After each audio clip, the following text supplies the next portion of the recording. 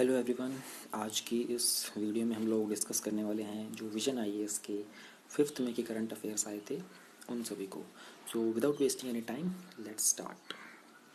पहली न्यूज़ जो हमारी आ रही है वो आ रही है कि इंडिया ने एक प्रोटेस्ट लॉन्च किया है पाकिस्तान के सुप्रीम कोर्ट के अगेंस्ट, जिसमें पाकिस्तान के सुप्रीम कोर्ट ने गिलगित बल्तिस्तान के अंदर जो इलेक्शंस थे उसकी परमिशन दे दी है। ये वाली न्यूज़ कॉमन है हमारी आज के इनसाइट में भी और विजन में भी, क्योंकि ये काफ़ी बड़ा इशू है और नेशनल इंपॉर्टेंस का भी है, सिक्योरिटी की इंपॉर्टेंस का भी है, इसलिए दोनों ने कवर किया है इसको। दोनों में ही हम लोग सेम लेवल के डेप्थ तक जाएंगे। स्टार्ट करते हैं। अभी पाकिस्तान का जो सुप्रीम कोर्ट है उसने एक ऑर्डर दिया था पाकिस्तान की गवर्नमेंट को, जो कि गिलगित बल्तिस्तान का जो ऑर्डर 2018 है उसको अमेंड करने के लिए था। और ये ऑर्डर ये था कि अब आप गिलगित बल्तिस्तान के अंदर जनरल इलेक्शंस कंडक्ट कर सकते हो और वहाँ पर एक केयर टेकर गवर्नमेंट को इस्टेब्लिश कर सकते हो। तो गिलगित बल्तिस्तान जो है ये डिस्प्यूटेड एरिया है। यहाँ पर जम्मू कश्मीर के अपर नॉर्थ वेस्टर्न रीजन के अंदर आप देखते हो तो ये जो हमारा जम्मू कश्मीर है, ये हमारा लद्दाख है, ये हमारा अक्साई चीन है जो चाइना ने ले रखा है इलीगली, ये गिलगित बल्तिस्तान है जो पाकिस्तान ने इलीगली ले रखा है, और ये जो पार्ट आपको दिख रहा है वेस्ट साइड में ये पाकिस्तान ने ही ले रखा है। इसको हम लोग इसको पीओके बोलते हैं और पाकिस्तान इसको आज़ाद कश्मीर का रेफरेंस से बुलाता है। अब इंडिया ने कन्वे किया है कि जो पूरा एरिया है ना, ये पूरा का पूरा इंडिया ये जम्मू कश्मीर का पार्ट है और ये गिलगित बल्तिस्तान भी जो है हमारा पार्ट है, जो आप जिसको आप आज़ाद कश्मीर बोलते हैं, जिसको हम पाकिस्तान ऑक्यूपाइड कश्मीर बोलते हैं, ये सब का सब इंडिया का पार्ट है। और ये आप लोगों ने इलीगली और फोर्सिबली ले रखा है, ऑक्यूपाई कर रखा है। इंडिया का जो पार्लियामेंट्री रेजोल्यूशन हुआ था 1994 में, उन्होंने रीअफर्म किया था कि ये सारा का सारा पार्ट जो है state of Jammu and Kashmir का है, जो कि इंटीग्रल पार्ट है इंडिया का according to the accession of 1947। Pakistan ने क्या किया है, पाकिस्तान ने जो लीगल स्टेटस था ना जीबी का, गिलगित बल्तिस्तान का, वो 2009 में चेंज किया था और उसको प्रोविंस लाइक स्टेटस दे दिया गया था। देखो पाकिस्तान के अंदर ना जनरली 4 प्रोविंस हैं, जैसे सिंध, पाकिस्तान, बलूचिस्तान और ये सब करके। तो वहाँ पर स्टेट सिटीज़ भी होते हैं, जैसे हमारे यहाँ स्टेट्स होते हैं ना, तो आप मान लो वहाँ पर 5 प्रोविंसेस हैं।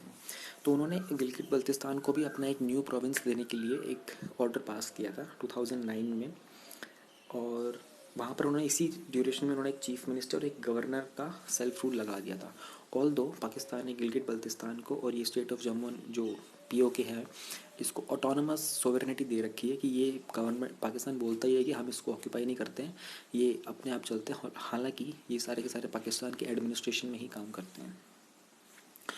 पाकिस्तान का जो कॉन्स्टिट्यूशन है, जो कि 4 बार बन चुका है, आपको पता हो तो पहली बार 1956 में बना था, उसके बाद 70 में, फिर 64 में भी आया था शायद, और फिर फाइनली 74 के अंदर जो आया था फाइनल, उसके अंदर भी इन्होंने इस पार्ट को पाकिस्तान के कॉन्स्टिट्यूशन तो बाहर ही मेंशन किया हुआ है।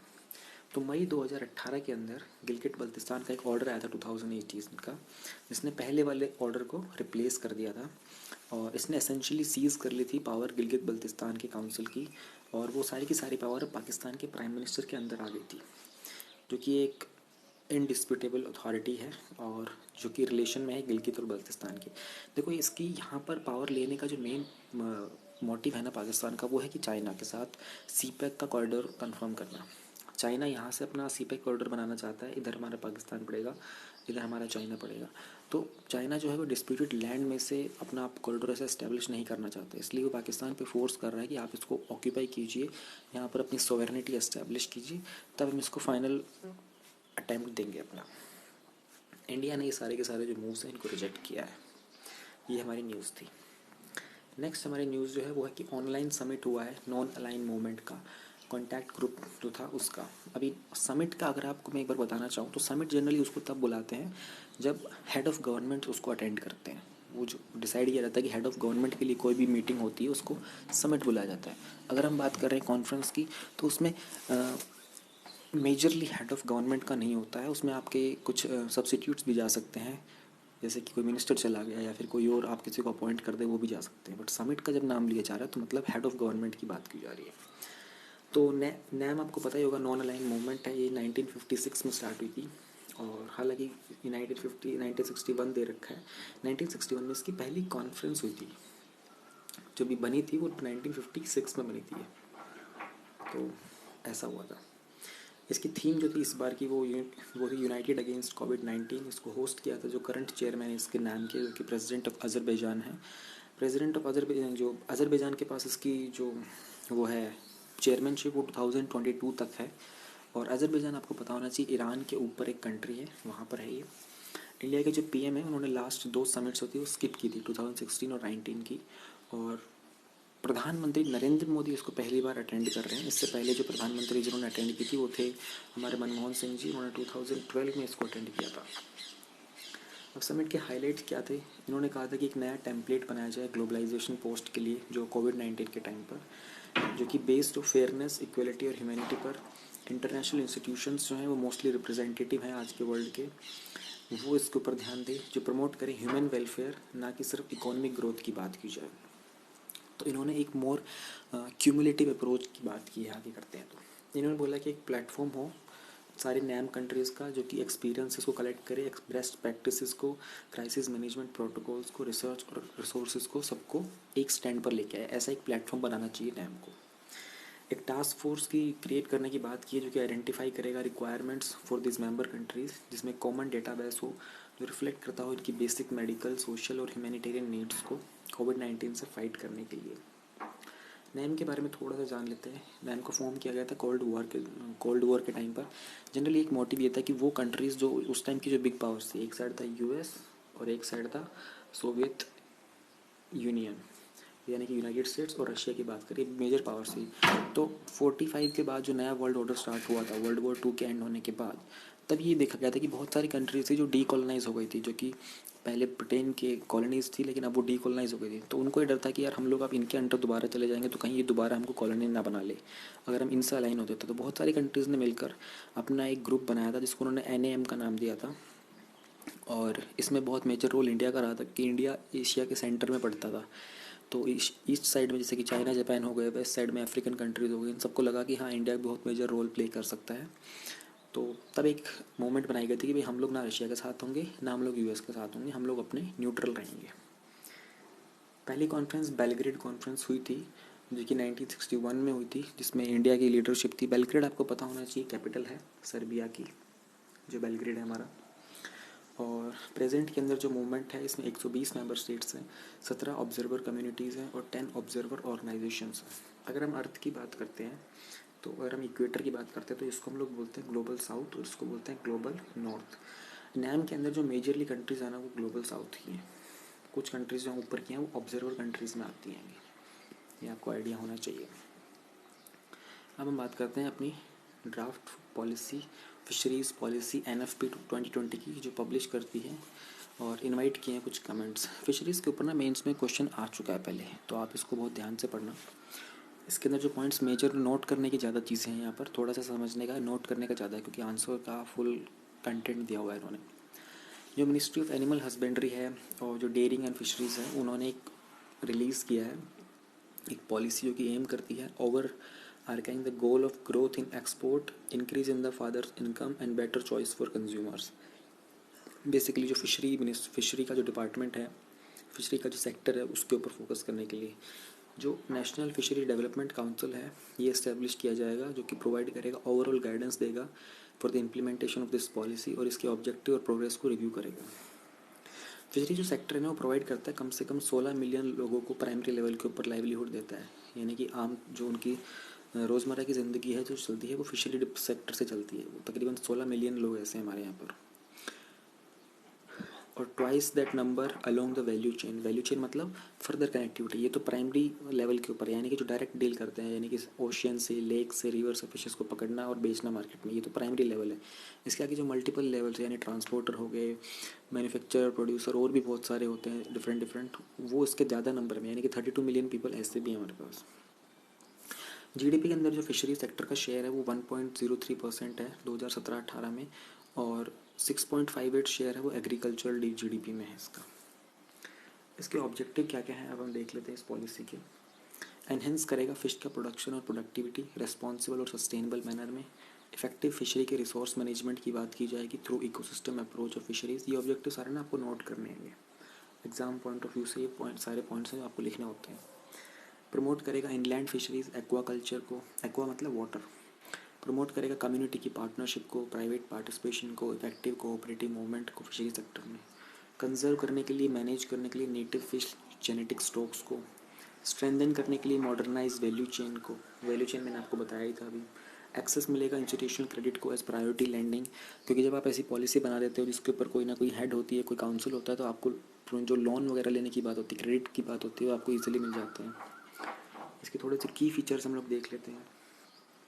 Formulation of fisheries management plans, इस तरह के प्लान्स बनाए जाएंगे फिशरी मैनेजमेंट के। प्रमोट किया जाएगा क्लस्टर अप्रोच, जो कि एक की स्ट्रेटजी होगी for the focus and concentrated development. States जो है वो प्रिपेयर करेंगे फिशरी स्पेशल प्लान्स, जो कि गाइडलाइंस के ऊपर बेस्ड होगा और प्रिपेयर किया जाएगा सेंटर का after taking cognizance of coastal regulation zone rules. जो कोस्टल रेगुलेशन जोन रूल्स हैं उन सबको ध्यान में रखकर सेंटर एक गाइडलाइंस वगैरह प्रिपेयर करेगा, जिसके कारण फिशियल स्पेशल प्लान्स बनाए जाएंगे। डाइवर्सिफिकेशन होगी स्पीशीज़ की, फ्रेश वाटर में भी और ब्रैकिश वाटर में भी। अब हमारे थे नेक्स्ट न्यूज़ पे। फेज़ 3 जो है वो ऑफ ग्रिड का एंड डिसेंट्रलाइज्ड सोलर पीवी का एप्लीकेशन का उसको एक्सटेंड कर दिया गया है। ये है क्या, इसके बारे में बहुत हल्का सा मैं आपको बता देता हूँ। इसकी एक्सटेंशन की जो बात की गई है दरअसल वो 31 मार्च तक की बात की गई है कि 2021 तक इसको एक्सटेंड कर दिया जाए। और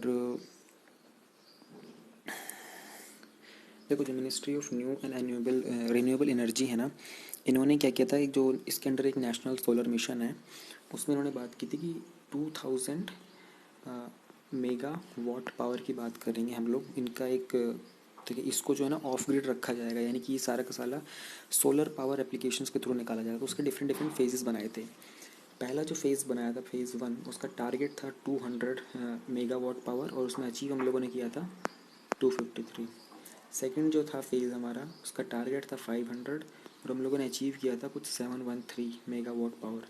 थर्ड जो है हमारा, उसका टारगेट अभी रखा हुआ है हम लोगों ने 118। अभी देखेंगे ये कितना अचीव होना, लेकिन कोविड-19 के कारण इसको थोड़ा सा एक्सटेंशन देने की बात की गई है। और ये जो प्रोग्राम था ना, ये जनरली ये स्टार्ट तो बहुत पहले हुआ था, 1992 के कुछ अंडर, तब से कुछ चल रहा है ये सब। सैंक्शन किए जाएंगे इसी प्रोजेक्ट के अंदर नए प्रोजेक्ट्स, जिसमें कि अवेलेबल होगा, जो कि सिर्फ नॉर्थ ईस्टर्न रीजन के लिए। अच्छा, इसमें नेशनल सोलर मिशन में होता क्या है, ये लोग सोलर होम अप्लाइंसेस प्रोवाइड करते हैं ऐसे रीजन्स को जहाँ पर इलेक्ट्रिसिटी की जो ग्रिड्स है ना, या तो अवेलेबल ही नहीं है या फिर वो रिलायबल नहीं है, अनरिलायबल होते हैं, वहाँ पर ये चीज़ें प्रमोट की जाती हैं। तो अभी उसका जो थर्ड फेज है उसको एक्सटेंड करने की बात की गई है। सोलर पावर पैक्स जो होंगे वो इंस्टॉल किए जाएंगे रेस्को के अंदर, क्योंकि रिन्यूएबल एनर्जी सर्विस कंपनी का जो मॉडल है उसी के अंडर इनको इंस्टॉल किया जाएगा। रेस्को जो मॉडल है वो एक ज़ीरो इन्वेस्टमेंट मॉडल है, जिसके अंदर कंज्यूमर पे करता है सिर्फ इलेक्ट्रिसिटी जो जनरेट होती है उसी के लिए। बाकी जो सोलर प्लांट होता है वो रेस्को के डेवलपर का ही होता है। फेज़ 3 जो है प्रोग्राम का, ये लॉन्च किया गया था अगस्त 2018 में, एंड ये स्लेटेड था कि फाइनेंशियल ईयर 19 के लिए और फाइनेंशियल ईयर 20 के लिए था। इसका एम है कि 118 मेगावाट पीक अचीव करे ऑफ सोलर की कैपेसिटी 2020 तक। अब इसको एक्सटेंड करने की जो बात की गई है वो 31 मार्च 2021 तक की बात की गई है, क्योंकि कोविड-19 का लॉकडाउन हो गया है। Off grid is also known as stand alone power system भी बोलते हैं इसको, जो अलाउ करता है स्टोर करने के लिए पावर, सोलर पावर को बैटरीज़ में, और उसके बाद जब ग्रिड डाउन हो जाता है, पावर अवेलेबल नहीं होती ग्रिड से, तब उसको यूज़ करना जाता है। कंपोनेंट्स की अगर हम बात करते हैं तो इसमें 3 लाख सोलर स्ट्रीट्स हैं जो कि पूरे कंट्री के थ्रू आउट इंस्टॉल की जाएंगी। Stand alone power staff plants हैं जो 25 किलोवाट के, वो प्रमोट किए जाएंगे ऐसे एरियाज़ में जहाँ पर ग्रिड पावर नहीं पहुँचती हैगी। 25 लाख ऐसे सोलर स्टडी लैम्प्स हैं जो कि प्रोवाइड किए जाएंगे नॉर्थ ईस्टर्न स्टेट्स में। और लेफ्ट विंग एक्सट्रीमिज़म, LW का मतलब होता है लेफ्ट विंग एक्सट्रीमिज़म से जो अफेक्टेड डिस्ट्रिक्ट, जैसे झारखंड, छत्तीसगढ़ हो गया, यहाँ पर नक्सलिज्म वगैरह बहुत है, तो उन सब एरियाज़ में। नेक्स्ट न्यूज़ की हम बात करते हैं। 600 यूनिवर्सिटीज़ हैं और 25,000 कॉलेजेस हैं जिनको एक्रेडिट नहीं किया गया है इंडिया के अंदर। एक्रेडिशन सर्वे जो होता है वो कंडक्ट किया जाता है नैक के थ्रू। अगर आप लोग कॉलेज में रह चुके हैं तो आपको पता होगा कि नैक का ग्रेडिंग होती है, NAAC A grade, NAAC B accredited grading होती है, यानी कि एक्रेडिट मतलब इनके इंस्पेक्शन किए जाते हैं, इनमें फैसिलिटीज़ क्या क्या हैं और जो जो रेगुलेशंस है, फंक्शंस हैं, उनके अकॉर्डिंग इनकी एक्रेडिशन की जाती है। एक्रेडिशन के पहले फ़ायदे देख लेते हैं क्या क्या होते हैं। इंस्टीट्यूशन को पता चलता है उसकी स्ट्रेंथ का, वीकनेस का, अपॉर्चुनिटीज़ का, आइडेंटिफिकेशन हो जाती है इंटरनल एरियाज़ की प्लानिंग के लिए, रिसोर्स एलोकेशन के लिए। कॉलेजियलिटी हो जाती है कैंपस के अंदर। कॉलेजियलिटी का मतलब होता है कंपेनियनशिप और cooperation between the colleges. Funding agency जो होती है उनको ऑब्जेक्टिव डेटा मिल जाता है अपनी परफॉर्मेंस के लिए। इंस्टीट्यूशन जो होते हैं इनोवेट करते हैं, इनोवेटिव और modern technology of pedagogy. Pedagogy का मतलब होता है टीच करना, यानी कि टीचिंग के लिए उनको नए इनोवेटिव और मॉडर्न मेथड्स मिल जाते हैं। एक नया सेंस ऑफ डायरेक्शन होता है, आइडेंटिटी होती है इंस्टीट्यूशंस की। सोसाइटी जो है वो देखती है कि रिलायबल इन्फॉर्मेशन होती है क्वालिटी एजुकेशन के लिए, क्योंकि आपका कॉलेज NAC A एक्रेडिटेड होता है, तो आपको ऑब्वियसली बात है क्वालिटी एश्योरेंस मिल जाता है कि भाई यहाँ पर जो फैसिलिटीज़ वगैरह हैं वो गवर्नमेंट अप्रूव्ड हैं एंड बहुत रिलायबल हैं। एम्प्लॉयर जो होते हैं उनको एक रिलायबल इन्फॉर्मेशन मिल जाती है। इंट्रा और इंटर इंस्टीट्यूशनल इंटरेक्शन होने लगता है। इंट्रा का मतलब होता है जैसे अगर इंडिया के अंदर अंदर कुछ हो रहा है तो वो सारा का सारा इंट्रा हो जाएगा, और इंडिया का और किसी दूसरे कंट्री का, सपोज करते हैं चाइना का हो रहा है, दो यूनिवर्सिटीज़ के बीच में कोई कॉम्पिटिशन है, इंटरेक्शन है, उसको बोलते हैं इंटर, ER। INTRA का मतलब होता है विद इन, और INTER का मतलब होता है from the another then the self. तो 26% इंस्टीट्यूशंस हैं उन्होंने अप्लाई ही नहीं किया एक्रेडिटेशन के लिए, क्योंकि उनके पास परमानेंट फैकल्टी नहीं है, और 5.5% ऐसे हैं जिनके पास परमानेंट हेड ऑफ इंस्टीट्यूशन नहीं है। 22% जो हायर एजुकेशन इंस्टीट्यूशन वही होते हैं कॉलेजेस, यूनिवर्सिटीज़ और बाकी रिकॉग्नाइज्ड इंस्टीट्यूशन, उन्हीं को हायर एजुकेशन इंस्टीट्यूशन बोलते हैं। 22% ने तो पार्टिसिपेट ही नहीं किया था क्योंकि उनके ग्रेड्स ही इतने पुअर थे।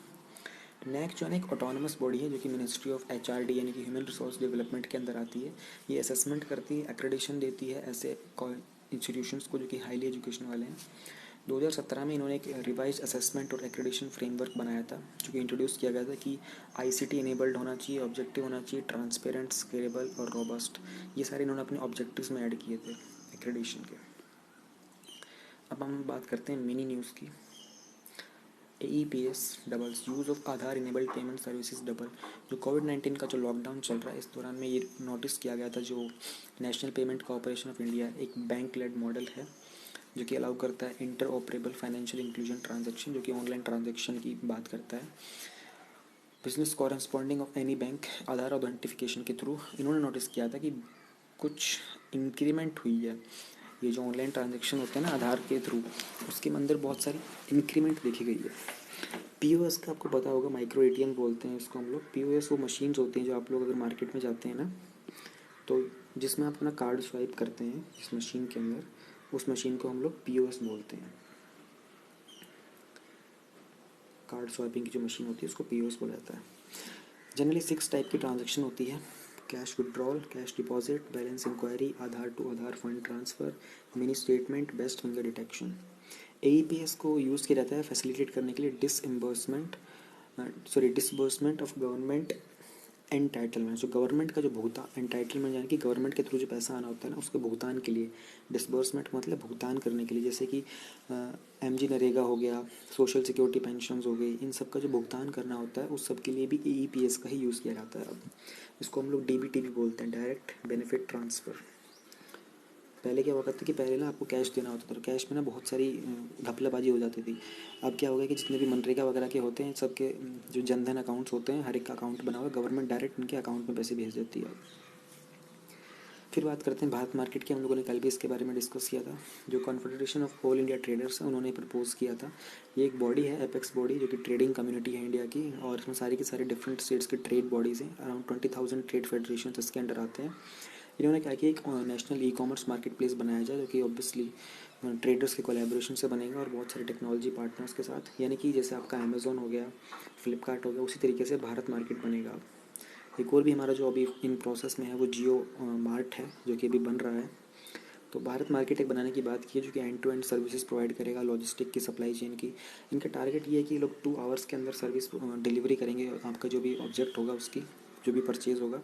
और जब भी आपको चीज़ सर्च करोगे तो आपको पहला जो एम होगा वो आपके विदिन 5 किलोमीटर का जो एरिया होगा ना उसके अंदर ही आपको परचेज़ करने की जो भी आपका आइटम होगा वो दिखाया जाएगा। नहीं अवेलेबल होगा फिर आपको उसके डिस्टेंट की चीज़ दिखाई जाएगी। नेक्स्ट हम बात करते हैं Saras collection on government e marketplace portal. ये रिसेंटली लॉन्च किया था। जो गवर्नमेंट ई मार्केट है वो शोकेस करता है कि डेली के जो यूटिलिटी प्रोडक्ट्स होते हैं ना, सेल्फ हेल्प ग्रुप आपको पता होना चाहिए, और जो सेल्फ हेल्प ग्रुप वाले लोग जो भी डेली यूटिलिटी प्रोडक्ट्स बनाते हैं ना उन सबको गवर्नमेंट ई मार्केट प्लेस के थ्रू ये सेंट्रल गवर्नमेंट और स्टेट गवर्नमेंट की बाइंग और परचेजिंग सेलिंग की जो एक्सेस मिल जाता है इसके थ्रू। और ये इनिशिएटिव जो है GEM का है, दीनदयाल अंत्योदय योजना जो है नेशनल रूरल लाइवलीहुड मिशन की, उसका इनिशिएटिव है। और GEM जो है एक नेशनल पब्लिक प्रोक्योरमेंट पोर्टल है, यानी कि पब्लिक का जो सामान होता है ना जो बेचने बेचने का उसको प्रोक्योर करने के लिए यानी कि प्राप्त करने का मॉडल है।